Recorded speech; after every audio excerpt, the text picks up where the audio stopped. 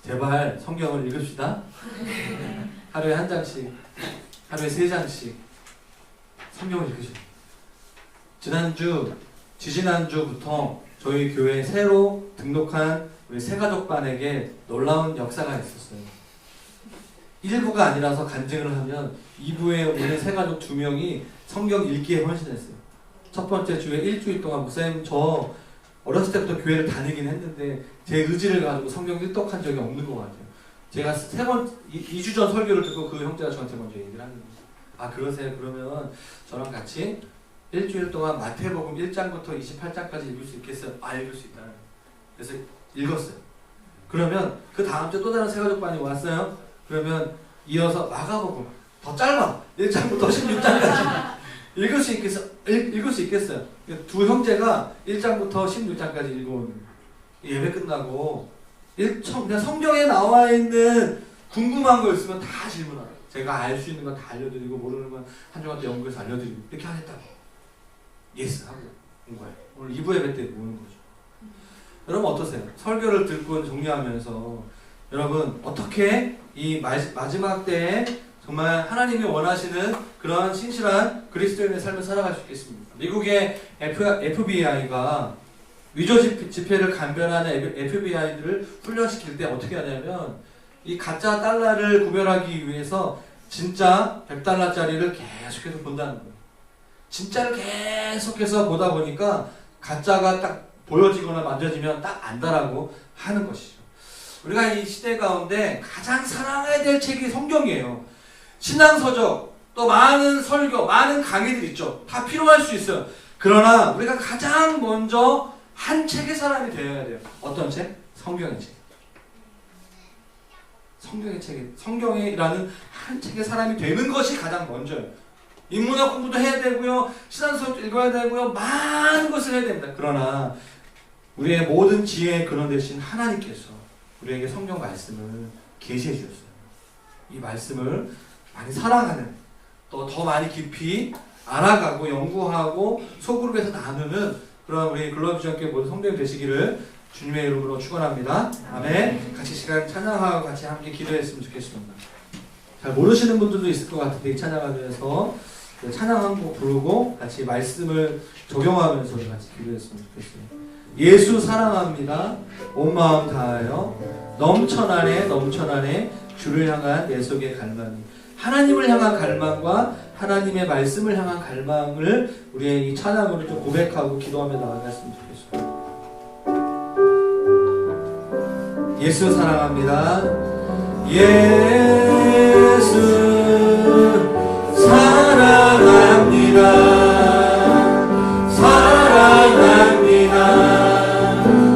마음 다하여 오직 주님 한 분만 저희도 원합니다. 다시 한번 예수 사랑합니다. 예수 사랑합니다.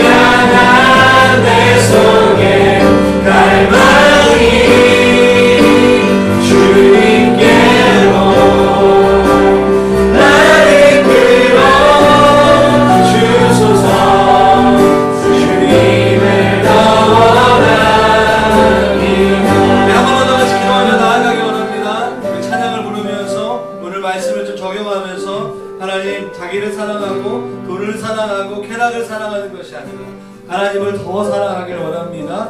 하나님의 말씀을 더 사랑하기를 원합니다. 살아있는 하나님의 말씀과 교제하는 우리의 삶이 되기를 원합니다. 하나님 이 시간 우리의 고백을 받아주시옵소서. 기도하며 찬양하며 나아가기를 원합니다. 기도하겠습니다.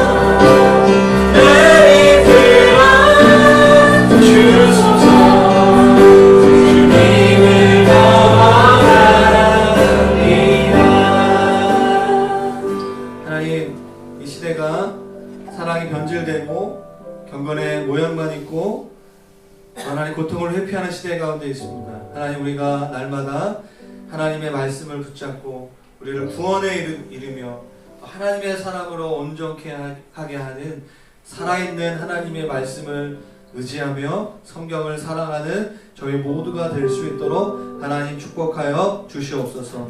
이제는 우리 주 예수 그리스도의 은혜와 하나님 아버지의 사랑하심과 성령님의 역사하심이 성경을 사랑하는 사람이 되기로 결단하는 모든 성도들 머리 위에 한 주간 동안의 삶 가운데 이제로부터 영원까지 함께 하시기를 간절히 축원하옵나이다. 아멘.